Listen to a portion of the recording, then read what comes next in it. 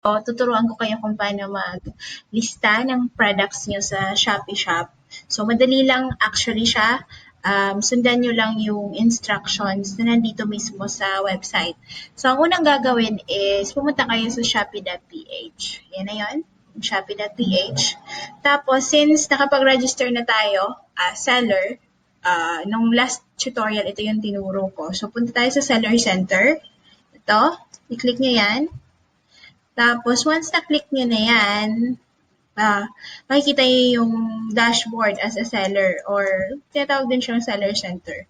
So, sa part, hanapin nyo yung product na sinasabi. So, ito, pangatlo siya, yan. And then, i-click nyo yung add new product. Since ang gagawin natin ngayon is to add new product na sa shop nyo. Sige. So, once nakuha nyo na yan, ang gagawin nyo is ilalagay nyo yung pangalan ng product nyo. Sa akin ngayon, ang ilalagay kong product is this one, yung Katsuma Creamy Soap Bar. So, ito, product to, actually, ang nag-manufacture nito is from Bicol and I'm one of the partners pagdating sa marketing. So, specifically, tama-tama ito. Sa mga para maging mas maganda kayo. So, nag-market na ako. So, yun, ilalagay ko na siya. Ilagay ko yung pangalan syempre ng product. Katsuma Creamy Soap. So, dapat naka-ready yung name ng product niyo syempre. Para mas mabilis. Yan. Katsuma Creamy Soap Bar. Ipasiguro nyo yung pangalan. Dapat tama yung spelling. Okay, so saan ba siya? Siyempre, dapat alam niyo kung saan category yung product niyo. Nasa health and personal care, bath and body, and bar soap siya. So, bar soap. It's a bar soap. It's a very small bar soap. So, ngayon, next, tapos na yung pangalan, tapos na yung category. Ngunyan, ang hingin sa inyo niyan is yung description. So, meron ako ditong description nandito na sulat ko na handcrafted creamy soap bar made from cream. So, dapat naka-ready na rin yung description nyo dun sa product, about sa product. Your wild honey. Wild honey, coconut oil, kojic acid, niacinamide,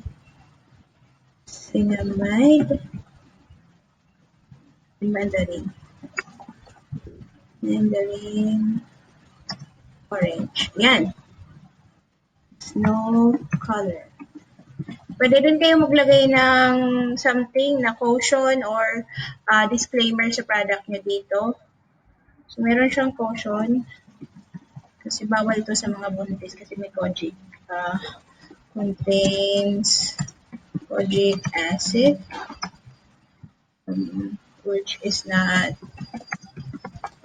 recommended for pregnant or lactating. So, siyempre check nyo kung tama ang spelling. Yan, so, yan, sinulat ko yan. Pero pwede naman kayo actually na mag-copy-paste lang kung meron na. So, meron ako ditong linagay din para pasiguro. Para makita nyo na pwede naman siyang i-copy-paste. So, nalagay ko siya sa, yan. So, halos dinoble ko lang. Nilagyan ko lang ng mga emoji. Yan, okay naman yung emoji. Yan. So, nandiyan na. Order na. Lagyan natin ang order na. Order. So, anong brand? No brand pa rin siya kasi simula pa lang. Formulation, it's a bar. Size, standard. Yan. Yung size ng bar, standard. Ang price niya is, as of the moment, it's 300 pesos. Yan. Ang stock, ilan ba? Yun. So, ngayon, ang gagawin natin is, once na fill outan nyo na lahat ng kailangan na information. Lagay nyo na rin yung images ng product. Yan. So, pwede nyo malagay dyan yung kung ano itsura niya once na nakasil siya, tapos ano itsura niya pag inalis. So, pwede din kayo maglagay ng sample kung paano ginagawa. Pero ako, ang gagawin ko is yung basic lang. So, nandito siya. Ano na rin siya sa akin. Naka-folder na para mas organized. So, nandiyan yung dalawa. So, meron lang akong dalawang image. Pwede ko naman yan dagdagan. Okay. So, shipping. Ang weight niya is 135. So, dapat alamin niyo kung ilan yung weight ng product nyo. So, it's not kilogram. It's grams. So, 0.13. Ito na akong point. 0.0. 0.35. Okay, so meron na. Nag-a-ask din siya ng size ng parcel, yung para sa shipping. But then, hindi naman siya needed and ang liit lang nito. No? Ang liit lang nito. So, mag-base na lang ako dito sa JTNT. Mayroong 45 pesos. JNT.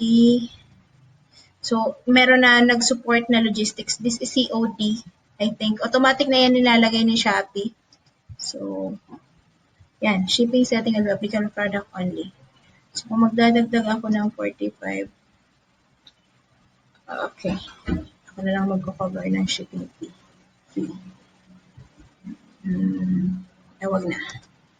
Yan. So, pwede kayong, actually, kung magko-cover kayo ng shipping fee ng product nyo, dadagdagan nyo ang price. So, dagdagan ko ang price para hindi na sila mag-cover ng shipping. Nasaan na yan? So, nalagyan natin na 345.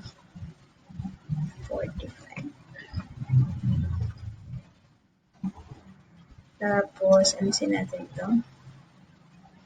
Yan.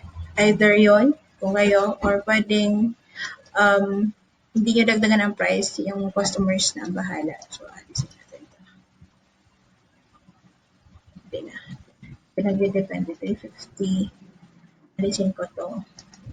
Hindi na ako magko-cover. Will cover shipping fee. Okay?